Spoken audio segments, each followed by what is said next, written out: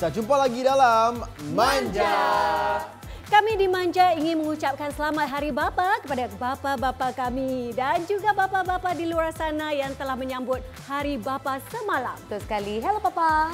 Mereka merupakan hero pertama kita sejak kita dilahirkan. Jadi terima kasih kerana sentiasa menjadi benteng pertahanan, tunggak kekuatan dan juga cahaya yang selalu membimbing kita dalam setiap langkah kehidupan. Oh, Thank you, Dad. Sempena Hari Bapa ini, ayuh kita raikan cinta kita yang tak selalu diucap tapi sentiasa dirasa. Dan kali ini, saya akan pastikan yang dia terasa bukan di sini hati saja ya, tapi di sini sampai ke perut. Ya. Saya akan bawa anda menjamu selera dalam Boleh Rasa. Wow, seronok ya awak Is. Boleh buat pada malam ini juga ada kena-mengena dengan keluarga. Bersama saya dan Shanti dengan selebriti undangan Hans Hamid dan juga Izzat Yusof. Dan topik Boleh Bual pada malam ini ialah mana yang lebih baik, keluarga yang besar atau cukup-cukup saja?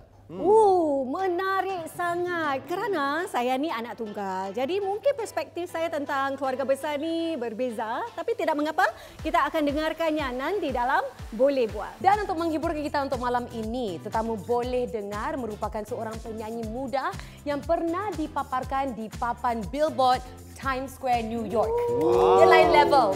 Lain sangat. It's my girl Shaza. Paparan manja seterusnya pun boleh tahan juga latar belakangnya. Bapanya merupakan seorang pelakon mapan dari Singapura. Ibunya pula seorang usaha hantar yang berjaya. Dan dia pula sedang memperjuangkan budaya Melayu melalui busana tradisional yang direkannya sendiri. Wow, mari kita kenali bersama Danish Anaki Aaron dalam Boleh Kenal. Assalamualaikum, nama saya Danish Anaki Aaron, umur saya 21 tahun dan saya ingin melestarikan budaya Melayu melalui busana.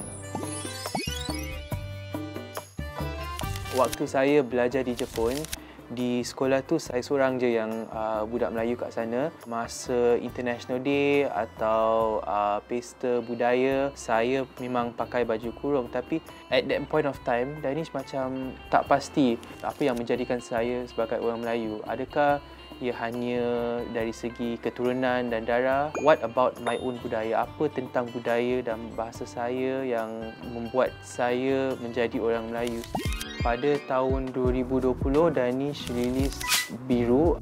Buku itu menceritakan tentang seekor burung merah yang pergi ke pokok burung biru dan di sanalah burung merah itu dihina oleh burung-burung biru itu kerana warnanya lain. Tujuan Danish untuk membuat buku itu ialah untuk mengajar orang bahawa kita harus saling menghormati satu sama lain walaupun kita bangsa lain, warna lain.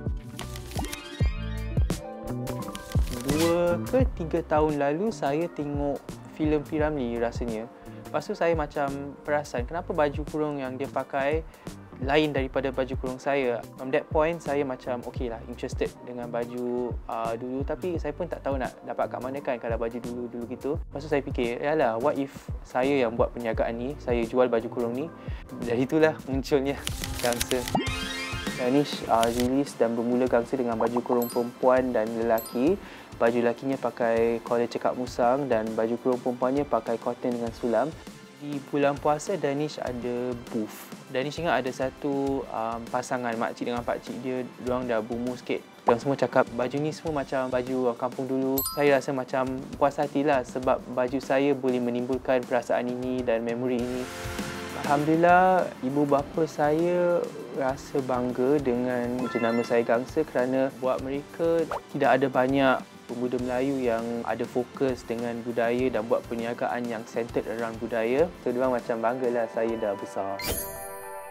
Harapan saya ialah untuk berkembang daripada baju kurung kepada baju adat yang lain yang mungkin orang tidak kenali atau sudah dilupa. Danish juga ingin mengingatkan kepada masyarakat Melayu kepentingan untuk kita melestarikan dan mempertahankan pakaian tradisional kita. Kita tidak boleh berkongsi atau membawa budaya kita di mata masyarakat antarabangsa jika kita sendiri tidak sadar kepentingan untuk kita sebagai orang Melayu untuk melestarikan budaya kita sendiri. So, Danish punya fokus ialah untuk membina kesedaran itu sebelum Danish membawa baju kurung kepada international stage. Itu dia, seorang belia yang kata orang deeply rooted to the ground. Siapa sangka pengalaman di luar negara membuka matanya untuk lebih hargai busana tradisional. Lagi-lagi dengan sokongan ibu bapanya yang membantu. Tapi apa yang menarik, saya dapat tahu adik-adiknya Dwi Ariana dan juga Dahlia Arisa juga terlibat dalam aspek pemasaran dan pengurusan media sosial jenama busananya. Ya, ternyata kalau bukan keluarga ataupun adik-beradik sokong, siapa lagi Shen? Kan? Tapi adakah lebih ramai adik-beradik ni lebih banyak sokongan atau lebih banyak backup yang kita dapat, atau lebih ramai lagi adik-beradik lebih peninglah jadi kepala? Tapi itu juga bergantung pada dinamik antara adik-beradik dan juga keluarga. Dan kita akan ketahuinya bersama tetamu Boleh Bual kita, Hans Hamid dan juga Izzat Yusof. Jadi jangan ke mana-mana, jumpa kami nanti dalam Manja.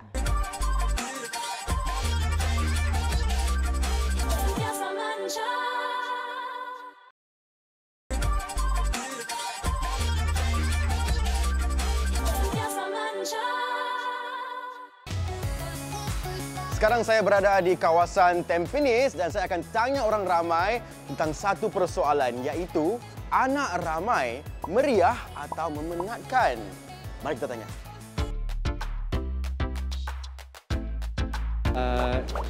Maybe 3, 4 okey lah. 3, 4 okey. 3, 4 okey. Satu. Satu saja. Dulu? Kalau dulu-dulu mungkin ramailah setahun satu ke. Wah.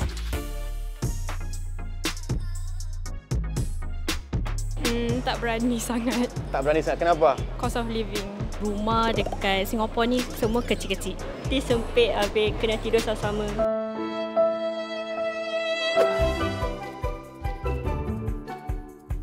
GST naik. GST naik. Dua-dua parents nak kena kerja dan tak ada time untuk anak-anak. Bukan semua orang akan merapat dengan abang adik. Ada yang akan gaduh, ada yang okey dengan satu sama lain. Boleh. Sebab hari-hari jumpa tengok mestilah rezeki jadi rapat. Kalau kita jarak-jarak jauh susah. Kalau setahun satu kita senanglah nak ini. Kadang-kadang ramai anak pun tak ada orang nak boleh jaga. Tak boleh harapkan anak-anak lah pasal diorang pun ada keluarga sendiri kan. Jadi kalau kita masih mampu, kita jaga diri kita sendirilah. Everyone should give love and care to their own parents lah, no matter how busy you are.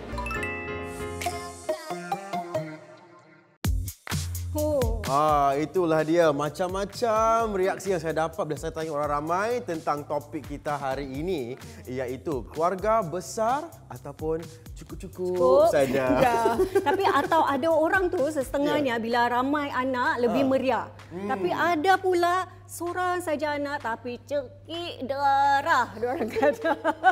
Tapi tak apa, kita dengar sendiri daripada dua selebriti kita pada malam ini yang juga merupakan bapa, iaitu Hans Hamid dan juga Izzat Yusof. Selamat datang ya. Selamat Hari Bapa. Ya, selamat Hari Bapa beranda berdua. Selamat Hari Bapa. Tapi kita ramai pasti tahu ya, Hans sudah bukan 2-3 anak tetapi 7 orang anak. 7 Dan Izzat pula seorang putera tunggal. Tapi sebelum kita mendalami topik hari ini, apa kata kita mulakan dengan icebreaker dululah. Jangan risau, tak ada fail, tak ada markah, cuma steady. Steady ya, okey, senang saja ya. Kita ada kad keluarga di sini. Anda harus pilih satu dan di setiap kad akan tertera situasi keluarga dan kita ingin tahulah pandangan anda tentang situasi tersebut. Okey, boleh? Boleh. Okay, mungkin kita kasih Izzat pilih dululah. Boleh, silakan. Izzat, silakan. Kenapa Izzat dulu? Okey, Hans pula mungkin. Okey, Shen. Okey, saya juga. Ya. Dan saya akan pilih yang terakhir. Okey, kita mulakan mungkin dengan Izzat dulu. Alamak, ini yang susah ni. Situasi apa tu? 3 anak sendiri, 3 anak kucing. Lebih sayang yang mana? Oh. Hans ada kucing kan? Ada 3 ekor kucing. 3 ekor kucing, Okey, jadi 7 orang relevan anak. untuk Hans jawab. Macam mana? Mestilah sayang anak kan. Tapi kucing pun kena sayang jugalah. Jadi kena berbagi-bagilah orang kata. Jadi Hans Banyaklah, bukan eh, ada kasih 7 sayang tau. anda. Hans ada 10 sebenarnya. 10 anak. 10 orang anak kira. Izzat bagaimana pula? Anak kucing tak ada, 3 anak pun tak juga. Jadi kalau saya anak sendirilah. Jadi anak sendiri Hans dulu. jadi seorang bapa Kemudian baru boleh sayang anak kucing. Mungkin Hans pula, apakah situasi anda? Okey, yang ni memang untuk saya. 7 7 anak, satu pun tak boleh harap. Bagaimana tu? Bagaimana? Wah, ni tricky lah sebab kalau semua tak boleh harap bermakna ibu bapa dah mungkin kurang memberikan nasihat ke, kurang tunjuk ajar ke dan sebagainya. Tapi tak apa, saya ada 3 kucing. 3 kucing saya boleh harap. Boleh. 3 kucing tu wildcard dia. Kira dah tak boleh, tak apa. Kucing kita mungkin boleh tu. Betul. Izzat, kalau 7 orang anak, satu pun tak boleh harap, apakah yang anda lakukan? Kalau 7 tak boleh harap, kita harapkan isteri kita. Isteri juga. Betul. Ini Pasal dia part saya tulang tak belakang setuju. kita. Dan situasi seterusnya. Ya, Shen pula. Ini dia.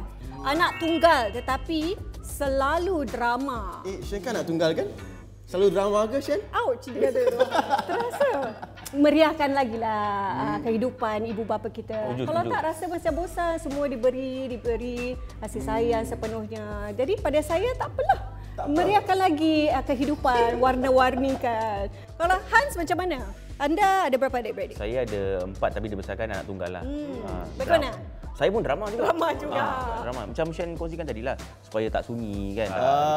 Bagi Izzat, Izzat pula. anda Anda kan mempunyai- ada anak tunggal kan? Yes. Jadi adakah anak anda tu selalu drama di rumah? Dia kurang drama. Kerana dia rasa dia anak tunggal tu dia macam ada privilege. Okey, senario saya ialah anak tunggal tapi macam 10 orang.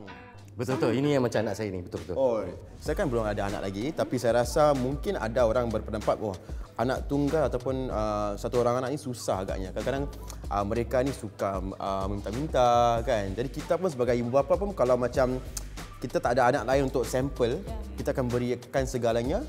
Jaga tu macam anak 10 orang. Dia saya rasa Betul. Hans, anak tunggal 10 drama.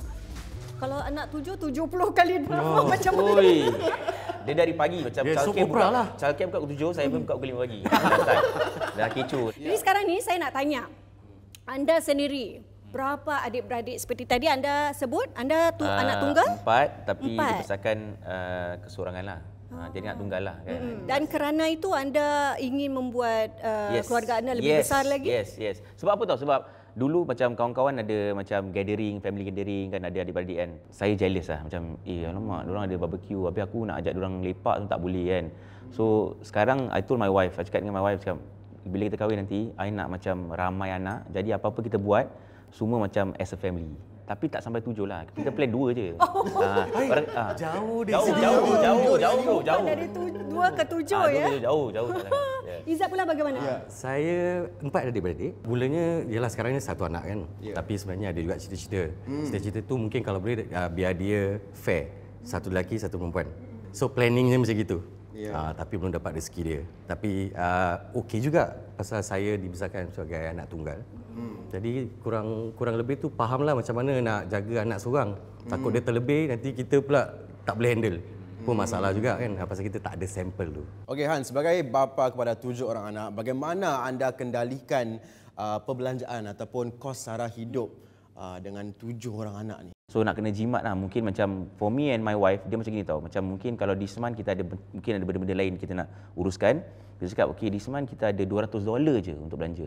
Jadi dari $200 tu kita pecah. Okey apa kita boleh buat dari segi aktiviti, dari segi mungkin bawa anak-anak keluar makan sekeluarga. So kena betul-betul plan setiap bulan lah bagi Hans lah. Tapi bagi Izzat pula, adakah anda menghadkan pembelanjaan anda kerana anda kan ada anak tunggal ataupun anda berikan segalanya kepada anak anda tu? Mesti ada had, mesti ada ceiling dia kan, tak boleh semua go je kan. So sekarang ni dia tak ada macam istilah yang no for an answer tu tak ada. Pasal apa yang dia minta kita mesti yes. Mungkin masa tu masih kira bawah 12 lah. So sekarang ni dah meningkat remaja kan. Sekarang ni baru saya mulakan beranikan diri untuk kata tidak. ataupun mesti ada condition. Bila kita bercakap tentang perancangan rumah tangga ni, selepas mendirikan rumah tangga, adakah anda berdua rasa itu satu perkara yang selfish atau strategik sekarang ni? Bagi mereka yang mungkin belum mempunyai anak-anak. Kalau kita fikir diri sendiri, dia selfish. Selfish. Selfish tentunya. Pasal bila dah berumah tangga ni kadang-kadang kita terlupa tau. Kita terlupa nak berbincang. Macam kita assume je semua okey. Tapi kita tak tahu dalam hati dia macam mana, perasaan dia macam mana. Dan tentunya macam kita lelaki lah rasanya macam nak anak 2 ke nak anak 3. Tapi kita tak tahu masa dia melahirkan tu perasaan dia macam mana, apa yang dia go through. Tapi kita macam buat bodoh je, tak tahu, tak nak tahu. Sepatutnya suami tu nak kena tahulah. Jadi planning tu dia tak boleh seorang, dia kena berdua. Hans, bagaimana? Enjoy dulu. Plan sambil-sambil kau enjoy. Jangan macam peer pressure tengok social media. Oh dia ni ada anak, aku pun nak ada anak. Bila kita ada cahaya mata tu tanggungjawab yang berat sangat-sangat. Family planning is the most important thing sebelum kita nak kira macam ada anak dan apa-apa saja. Keluarga yang besar, apakah mungkin persiapan ataupun kelengkapan yang anda harus sediakan sebelum kita teruskan niat untuk ada keluarga besar? Bagi Hans, dua yang paling penting. Pertama sekali, finance lah. Dari segi keuangan. Pasal Hans ada ramai anak. Jadi nak kena bagi-bagikan wang dari segi pekerjaan, sekolah. Kedua ialah mental lah. Hans 7 orang anak. Jadi nak have that me time memang susah sangat-sangat. Mentally kita ni macam, is it stable enough not to take care of the others? To have enough time untuk diri sendiri macam relax sebelum kita teruskan lah. Tapi dari segi kasih sayang pula bagaimana, Hans? Oi, kasih sayang kalau kita kan selalu perlu bro. Kan? Lain anak-anak Hans semua lain perangai diorang masing-masing lain kalau ada. So kalau macam satu merajuk, mungkin sini dah settle, lagi berapa minit dia ni merajuk. I suka macam gini tau, macam satu merajuk, I suka explain dia macam janganlah merajuk depan anak-anak yang lain. Jadi orang nampak macam gini, okey, so kita tak boleh merajuk sangatlah atau kita tak boleh macam nakal-nakal sangat kat luar. Tapi bagi Izzat pula dari segi mungkin keluarga yang kecil, apakah mungkin persiapan ataupun kelengkapan yang anda harus sediakan? Saya rasa keluarga kecil ni tetap kita kena jaga ekonomi, jaga mental. Dan selain itu sebagai seorang suami dan juga ketua keluarga, jadi kita kena ada lebih banyak ilmu untuk tangani masalah-masalah yang akan kita hadapi. Sebagai seorang bapa pula, bila pasal anak saya ni dah meningkat remaja, kan? Jadi kita nak kena buat dia macam kawan baik kita. As we go along tu, dia akan lebih banyak tanggungjawab dan lebih masalah yang berbeza lah untuk kita hadapi. Jadi mental nak kena strong. Bagaimana anda dengan 7 orang anak, anda komunikasi berlainan kerana mereka umur yang berlainan juga. Dari umur berapa, Hans? 14, 13, 11. Yang lain macam lupa-lupa gitu Dah ramai sangat. Dah ramai. Tapi cara komunikasi berbeza tak? Berbeza sebab yang kira macam remaja yang pertama 14 tahun. 13 tahun dengan 11 tahun. Diorang macam ni macam kawan lah. Macam Izzat kongsikan tadi, kena jadi best friend. Tapi yang kecil tak boleh jadi best friend. Kena tunjuk yang kita father figure. Macam we are there to protect them, kan. Tapi ada situasi di mana anda telah berikan segalanya, tetapi apa yang anak anda lakukan itu rasa menyesal pula kerana telah memberikan secukupnya. Ada masa-masanya yang rasanya macam ada barang yang kita beli ataupun benda tu untuk kegunaan dia, tapi dia tak menghargai ataupun dia macam abaikan benda tu. Jadi kita rasa macam kecewa, menyesal. Kalau tahu macam memang tak nak belikan benda ni, pasal benda tu akhirnya tangkap abuk, kan. Lepas tu abuk pun tak nak bersihkan, siapa nak bersihkan. Apa pelajaran yang paling mahal bagi diri anda dalam keluarga besar ni mempunyai 7 orang anak? I have to be honest lah. Pasal kadang-kadang bila kita macam penat bekerja, kita balik, kita macam alamak nak layan anak ramai ni. Pasal balik je, diorang datang apa, sambutan tu kan memang macam sabar-sabar aku nak relax dulu ni balik bekerja. Tapi bila sampai rumah betul-betul macam you rasa penat you hilang, you rasa macam diorang there to kira recharge your energy tau. Kat luar tak ada lah. Macam you balik kat your family. And then diorang punya karena, macam mana you nak solve diorang punya karena. All these are memories and macam bagi Han macam the most important thing in having a big family. Tapi anda juga sendiri harus menjaga perasaan anda dan juga isteri sebelum anda boleh menjaga semua. Bagaimana anda luangkan masa bersama isteri untuk fill your cup before you can give to others? So, I selalu suka naik public transport sebab itu masa-masanya untuk saya relax, chill, peace. That's my peace time. Tapi kalau balik, I selalu bilang my wife, okay, you dah jaga anak-anak kan? Mari I ambil semua anak-anak, I bawa pergi supermarket lah, pergi bawah lah, pergi playground, I kasih dia me time pula. Jadi dia pula boleh recharge. So kita ada, I dapat recharge, dia pun dapat recharge. So at the end of the day semua happy lah kan. Yeah. Mungkin satu lagi soalan saya nak tanyakan. Pernah tak anda terfikir tentang perancangan masa depan anak-anak anda? Pernah tak anda bincang bersama isteri anda? Pernah. For me is macam diorang punya apa diorang akan buat bila diorang besar, dari segi sekolah, boleh masuk universiti tak, semua 7. Can I afford to put them all 7 kat universiti? These are the few macam concern dan perhatian yang me and my wife sedang macam kita tengah betul-betul macam figure out lah, still figuring out lah. Izzat pula bagaimana? Pernah tak terfikir inilah satu-satunya harapan nyawa hidup anda? Betul sangat. Satu ni je lah. Okay, memang stres dia lain. Pasal kita nak kena pastikan yang dia ni akan berjaya. Dia ni akan jadi orang yang berguna. Jadi langkah-langkah yang kita ambil seterusnya ni memang semuanya tumpukan untuk masa depan dia. Wah Shen, saya rasakan daripada perkongsian Hans, Izzat, tak kiralah besar atau kecil, ramai ataupun sedikit. Yang penting bukanlah kuantiti tetapi quality, kasih sayang dan juga persediaan persiapan mental dan juga emosi sebelum kita nak ada keluarga. Betul sekali Zain ya. Jadi terima kasih Hans Hamid, Izzat Yusof kerana perkongsian peribadi yang mencelikkan orang kata. Baiklah, Manja akan berehat seketika. Kemudian nanti kita akan bersama Is yang dengar-dengar dia telah menjamu selera dengan hidangan-hidangan yang pelik namanya. Pelik macam mana tu? Pelik sangat. Okeylah, kalau nak tahu Is ke mana, terus bersama kami dan jumpa nanti dalam Manja.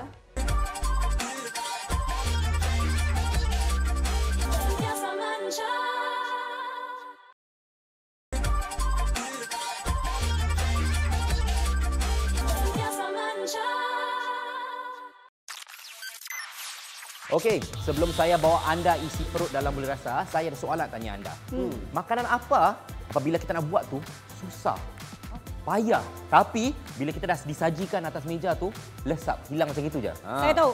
Apa? Sambal tumis. Lama, susah nak masak tapi sekejap aja hilang dari pandangan. Boleh. Dia pecah minyak semua kan.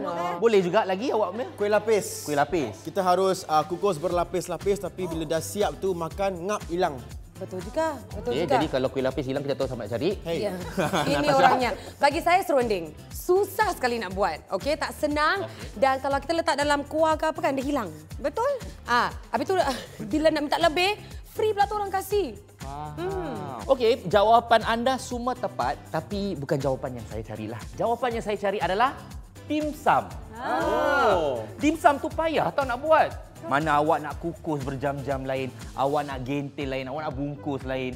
Terus letak atas meja, lesap, hilang macam gitu je. Is pernah masak dimsum? Kalau nak tahu, ayo ikut saya dalam Boleh Rasa. Inilah baozi atau lebih dikenali ramai sebagai bao.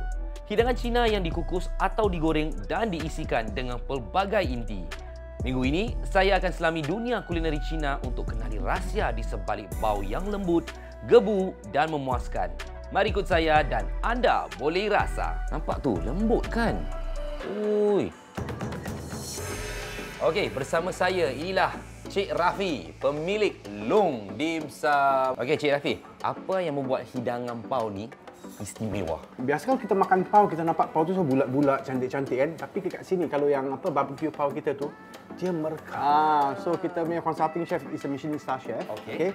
Jadi pada dia, this is the Hong Kong style of pau. Okey, selain pada itu, ada lagi tak pau-pau yang istimewa? Mesti ada, Chef. Ada. Ada satu pau di sini kita namakan tu juicy pau. Cara memakan pau ni pun istimewa. Kenapa? Ke atas kita menggunakan straw. Dia seperti sup. Jadi kita menggunakan straw tu masukkan ke dalam, baru kita minum supnya pelan-pelan sebelum kita menikmati pau dia lah. Ini dia. Chef Derek, orang di belakang yang buat pau-pau cantik, yang putih-putih, yang gebu-gebu. Inilah dia. Jadi apakah antara teknik yang anda gunakan untuk pastikan pau tu kekal? Kalau macam orang Cina cakap ialah kungfu. Itu skill nak selalu buat baru tahu. Pau pun nak buat pun ada jaga dia punya masa, steam dia masa. Yang ada daging dia di dalam nak steam dia masa nak sampai 5 dengan 6 minit lebih. Tak ada daging dia biasa dalam dia sos dia ke sayur dia biasa pun 4 ke 5 minit sudah. Oh chef, saya lihat anda tadi buat dengan skill dengan kungfu tu kan. Tapi saya rasa macam saya pun boleh buat. Boleh tak saya cuba buat satu? Boleh. Menyekkannya dulu. Terus kita kasih dah buka. Saya tak satu. Saya tak lagi satu. Dua. Wah. Ini macam mana gini ya chef? Ini yang betul-betul punya skill dengan kungfu. Iyalah. Ya. Tak jadi ya? Tak jadi. Alamak. Nampak sampai terkeluar-keluar ni. Ya. Inilah saya punya. Inilah dia bau-bau yang telah disediakan oleh Chef Derek. Bunyilah berangin kulit bau ni. Saya rasa ini rasa original char siu seperti ini. Wow. Dan apa yang saya suka tentang bau ni? Isi dia guys. Penuh. Sampai meletup-meletup bau dia.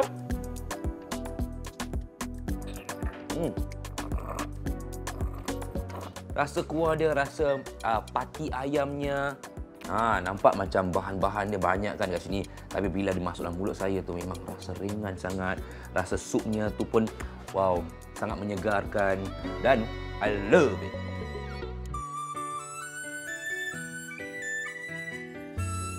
Tak kiralah apa intinya bau. Bagi saya, rahsia di sebalik bau yang sedap terletak pada kulitnya yang lembut dan gebu. Ini bukan sembarang bau tau guys. Ini power. Mari kita cuba shumainya. Nampak ni? Ada caviar guys.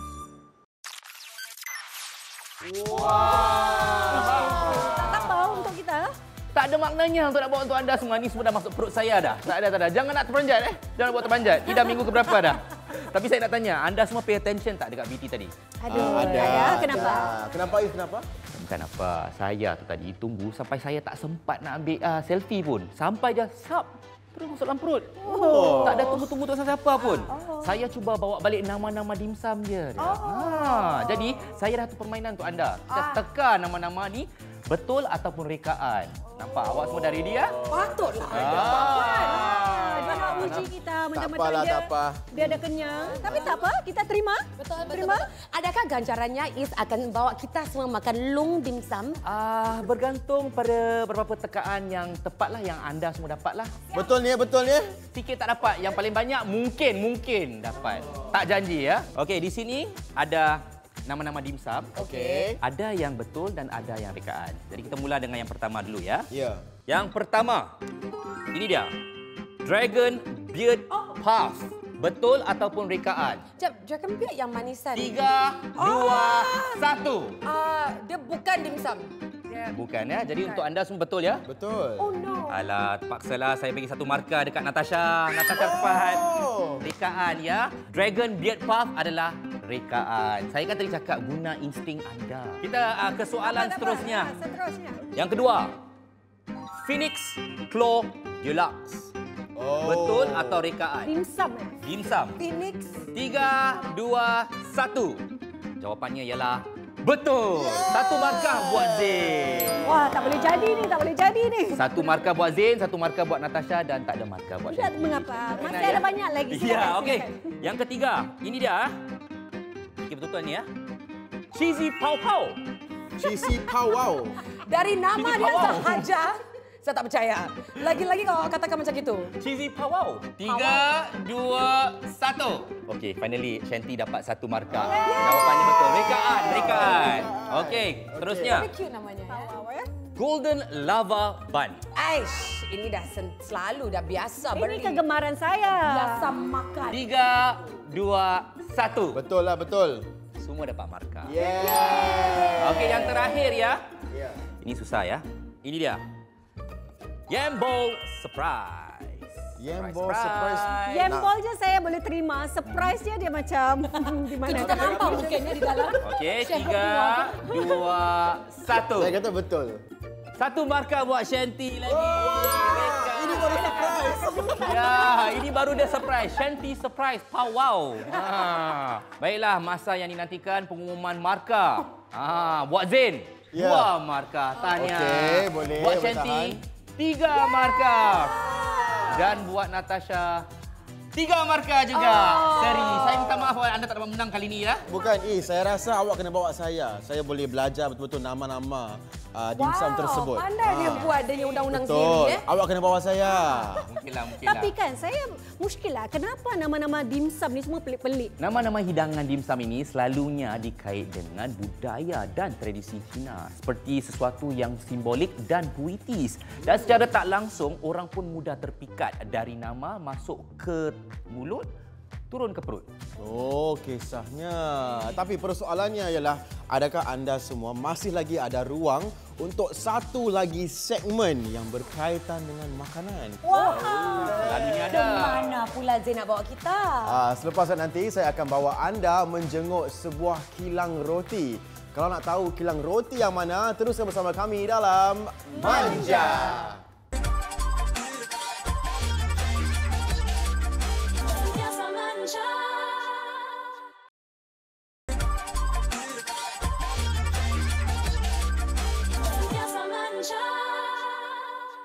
Kini saya berada di sebuah kilang roti untuk ikut seseorang yang bukan sahaja pakar segala roti, malah dia merupakan antara yang pertama yang terlibat dalam mendirikan kilang di sini selama 42 tahun. Encik Abdul Hamid. Wah, Encik Hamid, banyaknya roti. Jadi berapa jenis roti yang ada di Gardenia ni? Kita proses satu hari itu ada 60 jenis roti. Jadi dalam sehari berapakah jumlah roti yang anda hasilkan? Selalunya kita hasilkan dalam 1 jam itu 8,000. Proses dalam 21 jam. Boleh tak saya ikut Cik Hamid sekarang? Kita pergi ke kilang ni. Kita mulakan kerja kita pada hari ini. Boleh. Saya di sini sebagai jurutera menjaga semua kebaikan atau kesihatan mesin. Okey, apakah proses yang pertama Cik Hamid yang lakukan setiap hari? Kita akan ngecek mesin tu daripada awal hinggalah sampai ke ujung akhir. Wow, dah macam doktor. Bunyi dia macam berdesing tapi halus. Halus. Macam gitu. Ya. Kalau yang sudah mau rosak itu bunyinya agak bergegar dan agak bising. Macam gitu. Oh. Itu dia punya tepung dia. Tepung dia. Jadi proses yang pertama ialah menerapkan tepung. Ini ada pisau untuk memotongnya, kiri dan kanan. Oh, jadi apa-apa yang mungkin terlebih akan dipotong. Setelah ditekan rata menjadi 6 lapis, tekan dia turun ke mesin yang ini untuk potong. Untuk menggulung bulat. Ya, gulung dia jadi bulat. Ini macam sushi. Setelah roti ini digulung, di manakah ia akan dihantar? Setelah diadun, dimasukkan dalam adunan dan dihantar kepada steam room. Pemanasan. Itu lebih kurang dalam temperature-nya 40 degree dan basahnya 80%. Setelah itu dihantar masuk ke oven. Okey, Encik Hamid, bagaimana kita nak periksa kesihatan mesin supaya ia sihatlah? Sebenarnya tiap 2 seminggu sekali kita akan periksa semua komponen-komponen di dalam ini. Kita akan gunakan multimeter dan kita gunakan temperature. Jadi itu kita tahu ke stability-nya current itu. Angka berapa yang kita harus lihat di sini? 400 atau 250. Kita juga cek dengan cara temperature. Biasanya dalam 28 atau 30. Ini suhu dia 30? Okey. Apakah mungkin satu perkara yang membuat Encik Hamid ingin terus bangun setiap pagi dan kerja selama 42 tahun di tempat yang sama? Selama ini saya tu diberikan usia yang agak lanjut. Masih lagi senang dengan pekerjaan yang saya ada sekarang ini. Dengan bercampur gaul dengan teman-teman, kita sama-sama bekerja untuk menjayakan Gardenia Singapura. Sekarang bila saya lihat sekeping roti ni, saya akan terfikir tentang betapa susahnya untuk menghasilkan satu bantal roti dan saya akan sentiasa teringat, oh, Encik Hamid lah orang di belakang sekeping roti dan saya akan menikmatinya dengan penuh kesyukuran. Wow, Zin, seronoknya kita sendiri dapat lihat bagaimana roti dihasil. Siapa sangka ya Zin, dalam satu hari itu mereka boleh hasilkan lebih daripada 170,000 bantal roti. Itulah Is, kadang-kadang benda yang biasa itulah kita tak pandang ataupun tak berikan perhatian. Tapi benda yang biasa itulah juga penting untuk kehidupan kita. Sama seperti roti dalam sarapan. Sekarang bila saya makan roti itu kan, saya akan teringat kesungguhan Encik Abdul Hamid. Jangan pandang roti sebelah mata ya. Sama seperti muzik juga, genre yang berbeza memberikan impak atau kesan yang berlainan pada kita. Kan? Betul tu Is. Daripada aroma roti yang segar, kita beralih pula ke alunan suara yang segar. Kita akan bawakan satu rasa yang baru untuk telinga anda. Inilah Shaza dengan lagu terkini Medieval. Burned if I do, burned if I don't. Curses and winds know that they won't take me anywhere. I need to behave in myself, be heaven and small. Pray for my faith, you pray for my fall. And to God, how did you get the thinking you could hold me to a promise that I never made? No way, go on, make me look evil, burn me, bleeding medieval. Pick apart a woman's heart like it's lethal. I'll keep threading the needle till you run out of diesel. Nothing to prove, so much to lose. What did I choose? It's so medieval. Kumpul setia nyanyi bersama, siapkan ku di biar mati. Bury me alive all while you owe it to luck, go with the them. Asal bukan kerana aku yang sebenarnya kau. Kataku kan dirimu pada janji bersama. No way, go on, make me look evil, burn me, bleeding medieval. Pick apart a woman's heart like it's lethal. I'll keep threading the needle till you run out of diesel. Nothing to prove, so much to lose. What did I choose? It's so medieval.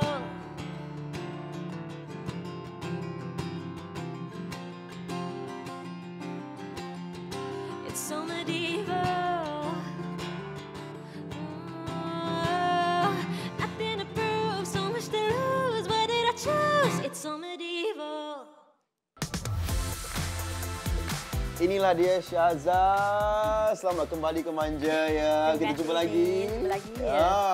Tapi kan ramai yang kenal. Sebelum ni kita adalah feature Shaza. Tapi itu sebelum dia viral. Sekarang ramai dah kenal anda kerana anda viral dalam video Crash Adams ya. Dan anda juga dipaparkan dalam video Coldplay. Malah nama anda disebut sewaktu konsert mereka di Singapura. Tapi bukan itu saja. Anda juga dipaparkan ya di Billboard Times Square, New York. Wow, tahniah. Terima kasih, thank you. Okey Shaza, dengan kejayaan anda yang telah pun melonjak, pada masa ini ada tak satu perkara yang anda ingin capai buat masa terdekat? Saya sebenarnya nak bawa muzik saya ke luar Singapura sekarang. So I think I've done quite a bit kat Singapura. I mean it starts at home kan. Tapi sekarang Shaza harap in the next few months hopefully it would be nice to mungkin buat satu tour kecil. Ya, melancong ke negara-negara lain, pergi situ perform sikit, that would be really cool. So a small tour that's in my cards right now. I hope. Okey, lagu yang anda telah persembahkan untuk Manja tadi tajuknya Medieval. Boleh tak anda ceritakan sedikit tentang lagu ini?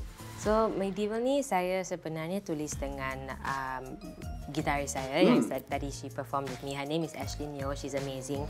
Dan kita tulis lagu ini tentang pengalaman kami sebagai para wanita dalam industri seni ini. It's called Medieval sebab we wanted to explore macam mana, sometimes orang luar ada kind of traditional mindset that they force that onto you. You nak buat something that's special and new and then you're being held back by that. So itulah yang kita berfikir bila kita tulis lagu itu. Sekarang ni kita nak main satu permainan, boleh? Okey, boleh. Yeah. Okey, di sini ada 4 track list dengan judul lagunya sekali. Anda perlu berikan contoh lagu untuk setiap tracklist tersebut. Boleh? Cuba. Boleh? Boleh, cuba. Mesti boleh punya. Ini Syaza mesti boleh punya. Billboard tau, jangan main-main. Okey, yang pertama ialah ini. Lagu yang anda telah tulis tapi belum lagi dikeluarkan. Ini kelakar sikit. I pernah tulis lagu tentang kucing saya. Ya. Okey. So, I sayang sangat pada kucing saya. His name is Ryan. So, tajuk lagu tu is named after him. The translation of his name tu Flower of Heaven. I actually really like the song tapi I belum ada peluang untuk keluarkan lagi. But who knows, satu hari nanti I would like to share it. I think it's something yang orang lain yang ada kucing, ada pet semua, I think they'll be able to relate to it. Okey, lagu yang kedua ialah lagu yang merubah hidup anda. Good Side by Crash Adams. No. Sebab itulah lagu yang membuat saya pergi viral kan. So saya rasa itulah answer yang paling sesuai. Memanglah anda step on the good side lah. Yes, exactly. Lagu tu memang cocok lah. Kerana anda nyanyikan terus masuk good side, terus melonjak. Exactly, bersyukur. Yes. Yang ketiga, baris lagu yang anda banggakan. Lagu yang saya baru keluarkan dengan Benjamin King is a song called Olivia Dean, and ada satu baris dalam chorus that goes I love the way you take me there, it isn't fair, I'm in so deep I have to say a prayer. Saya suka the rhyme scheme kat situ. Bila saya tulis, that's when I'm happiest. So I like how it's like a puzzle. So bila saya tulis, I like to be clever about it. Okay, yang terakhir ni, lagu yang anda impikan, andalah penulisnya. Berhenti Mengharap by Shah Smooth, I think. Yeah. Bila saya dengar lagu ni, I just heard it the other day. I DM'd him. I was like, Shah, lagu ni best sangat, Shah. Terima kasih because I needed it right now. And he was like, oh my God, it's so cute. And I really love the writing. Macam, it's a beautiful song. Okay, kita akan nantikan ya mungkin kolaborasi. Kalau Shah Smooth, kalau anda sedang mendengar, please buat collab, okay? It has to happen. Please.